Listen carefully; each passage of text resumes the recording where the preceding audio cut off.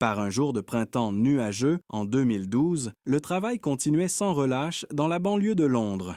Sur le chantier de la région de Canary Wharf, les machines rugissaient et les voix des ouvriers résonnaient. Une équipe de travailleurs s'affairait à ériger un nouvel immeuble de bureaux dans le quartier d'affaires de la capitale. Le matin était frais et les ouvriers s'enveloppaient dans des vestes chaudes pour commencer leur travail. Parmi eux se trouvait le jeune Alex, nouveau dans l'équipe. Il travaillait dur pour accomplir ses tâches de contremaître et faire ses preuves. Non loin de là, John, un maître maçon expérimenté, maîtrisait toutes les subtilités du métier. Avec ses mains rugueuses, il posait les briques avec art pour construire le mur droit du futur bâtiment. Un peu plus loin, Mike manœuvrait une pelle mécanique pour creuser une tranchée pour les fondations. Le travail se déroulait de manière régulière, jusqu'à ce qu'un événement inhabituel se produise. Alors qu'Alex vérifiait le niveau d'eau dans la tranchée, il entendit un bruit étrange.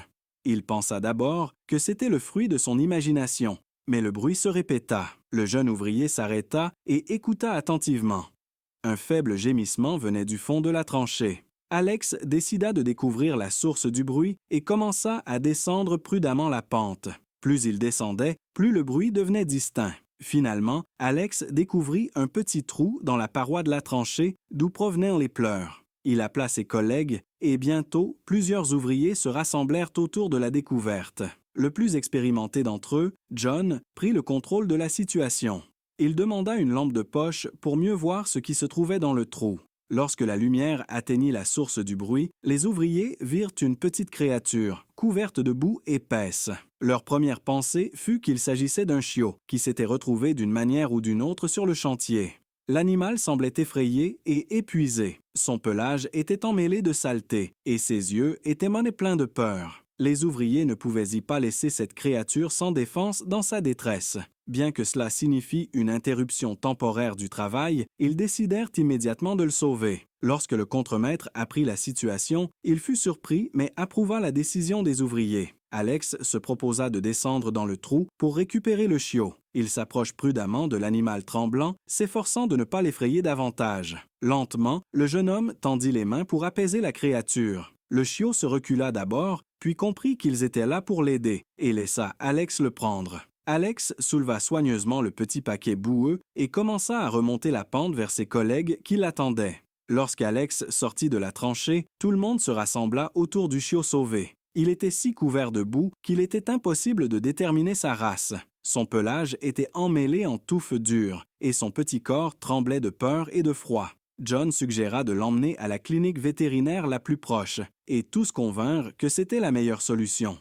Mike proposa d'utiliser sa voiture pour transporter le chiot effrayé et sale. Pendant que Mike préparait la voiture, les autres ouvriers tentèrent de débarrasser l'animal de la boue. Ils apportèrent de l'eau et de vieilles serviettes et nettoyèrent soigneusement les couches incrustées. Mais la saleté était si profondément incrustée dans le pelage qu'elle ne pouvait être enlevée sans outils spéciaux. Finalement, tout était prêt pour le trajet. Alex se proposa d'accompagner le pauvre animal à la clinique. Il enveloppa le chiot tremblant dans une serviette propre et s'assit sur le siège passager de la voiture de Mike. Sur le chemin de la clinique, Alex tenta de calmer le chiot en lui parlant doucement et en le caressant doucement. Peu à peu, les tremblements s'estompèrent et l'animal sauvé sembla se détendre un peu. Mike conduisait prudemment et évitait les mouvements brusques. Pour atteindre la clinique plus rapidement, ils choisirent un itinéraire avec moins de feux rouges. De temps en temps, Mike jetait un coup d'œil à son passager pour s'assurer que tout allait bien. Après 20 minutes, ils arrivèrent à la clinique vétérinaire. C'était un petit bâtiment moderne avec une enseigne bien visible. Alex et Mike se précipitèrent à l'intérieur, portant le chiot enveloppé dans une serviette. À la réception, ils furent accueillis par une jeune réceptionniste. En voyant l'état de l'animal, elle appela immédiatement le vétérinaire. Quelques minutes plus tard, le Dr Brown, un spécialiste expérimenté aux yeux doux, apparut. Il évalua rapidement la situation et invita les ouvriers dans la salle de soins. Là, il déballa soigneusement la serviette et commença à examiner l'animal. De ses mains expertes, il palpa le petit corps à la recherche de blessures. Heureusement, aucune blessure grave ne fut constatée. Le médecin constata néanmoins que l'animal était très affaibli et déshydraté. D'après la taille et la forme du corps, il confirma qu'il s'agissait bien d'un chiot et recommanda de commencer immédiatement les soins et le nettoyage. Alex et Mike acceptèrent de laisser le petit sous la garde de la clinique. Ils laissèrent leurs coordonnées et promirent de revenir plus tard pour vérifier l'état de santé du chiot. Le Dr Brown leur assura qu'il ferait tout son possible pour aider le petit patient. Les ouvriers retournèrent sur le chantier où leurs collègues attendaient impatiemment des nouvelles. Ils racontèrent leur visite à la clinique et comment l'animal avait été confié au vétérinaire. Tous furent ravis d'avoir pu aider le petit si rapidement. Le travail sur le chantier reprit, mais les pensées des ouvriers revenaient sans cesse au chiot sauvé. Ils débattaient sur la race de l'animal et sur la manière dont il avait pu tomber dans la tranchée. Les théories allaient d'un animal de compagnie perdu à un chien errant ayant accidentellement atterri sur le chantier. Pendant ce temps, à la clinique vétérinaire, les soins intensifs de nettoyage et de traitement du petit patient avaient commencé. Le Dr Brown et ses assistants lavèrent délicatement la boue séchée avec des shampoings spéciaux et de l'eau tiède.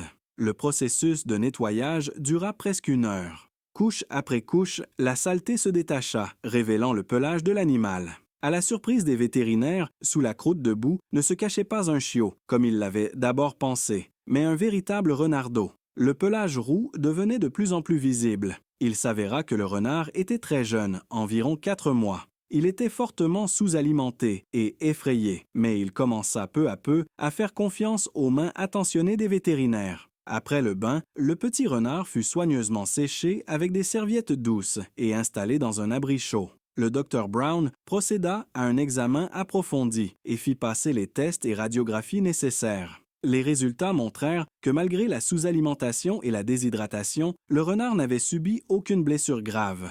Pour l'aider à retrouver ses forces, une série de vitamines et un régime spécial lui furent prescrits. À la clinique, le renard reçut le nom de Jasper, un nom parfait pour un patient aussi extraordinaire. Le personnel de la clinique surveillait tour à tour l'état du petit patient et lui apportait tout ce dont il avait besoin. L'histoire de ce patient inhabituel se répandit rapidement dans la clinique. De nombreux employés vinrent voir le petit renard et furent impressionnés par son incroyable sauvetage. L'histoire de Jasper toucha le cœur de tous ceux qui en entendirent Burr parler. Le lendemain, Alex et Mike revinrent à la clinique comme promis pour vérifier l'état de l'animal sauvé.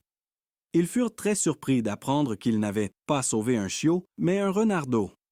Le Dr Brown leur parla des soins qu'il avait prodigués à Jasper et leur montra des photos de sa transformation. Les ouvriers furent ravis d'apprendre que le renard se portait bien. Ils remercièrent le personnel de la clinique pour leur attention et demandèrent à être tenus informés de l'état de Jasper. Alex proposa même de contribuer aux frais de traitement si nécessaire. Dans les jours qui suivirent, Jasper retrouva progressivement des forces. Son appétit augmenta et il montra plus d'intérêt pour le monde qui l'entourait. Les vétérinaires constatèrent que le renard se remettait rapidement. Entre-temps, l'histoire du sauvetage de Jasper attira l'attention des médias locaux. Des journalistes contactèrent la clinique et l'entreprise de construction pour en savoir plus sur cette incroyable opération de sauvetage. Bientôt, un article parut dans le journal local sur les courageux ouvriers et le sauvetage miraculeux du renard, que tout le monde avait d'abord pris pour un chiot. Le rapport suscita un grand intérêt parmi les lecteurs. Nombreux furent ceux qui appelèrent pour la clinique pour s'informer sur l'état de Jasper et offrir leur aide. Certains exprimèrent même le souhait d'adopter le renard une fois qu'il serait complètement rétabli. Cependant, le Dr Brown et son équipe étaient déterminés à ce que la meilleure place pour Jasper soit dans la nature. Ils commencèrent à élaborer un plan pour sa réhabilitation et sa libération finale dans son environnement naturel. Pour cela, la clinique prit contact avec un centre local de réhabilitation de la faune sauvage. Les experts du centre acceptèrent de prendre en charge Jasper après son traitement à la clinique et de le préparer à une vie en liberté. Les jours passèrent rapidement à la clinique. Jasper ressemblait de plus en plus à un renard en bonne santé et actif. Curieux, il explorait son enclos, jouait avec les jouets apportés par le personnel et dévorait avec appétit les repas spécialement préparés. Le centre de réhabilitation était situé en dehors de la ville, dans une région pittoresque, entourée de forêts et de champs. Jasper y passerait quelques mois pour se préparer à une vie dans la nature. Heureusement, le renard s'habitua rapidement à son nouvel environnement et fit d'excellents progrès dans son entraînement. Jasper apprit à trouver de la nourriture, à éviter les dangers et à interagir avec d'autres animaux. Ses instincts naturels, qui avaient été réprimés pendant son séjour en ville, s'éveillèrent pleinement. Enfin, le jour arriva où les experts du centre décidèrent que Jasper était prêt à retourner dans la nature. Ils choisirent un endroit approprié dans la forêt, loin des habitations humaines, mais riche en sources de nourriture naturelle pour le jeune renard. Jasper hésita d'abord, observant la forêt attentivement et refusant d'y entrer. Mais bientôt, ses instincts naturels prirent le dessus. Lorsque Jasper entendit un bruit dans la forêt, il se mit en alerte. Ses oreilles se dressèrent et son corps se tendit. Une minute plus tard, il s'élança dans le sous-bois, sa queue rousse se balançant entre les arbres. Alex sourit en voyant Jasper disparaître dans la forêt et se rappela comment il l'avait pris pour un chiot ce jour-là sur le chantier. Ce petit être, qui avait survécu à tant d'épreuves, retournait maintenant à sa véritable maison, dans la nature où il appartenait.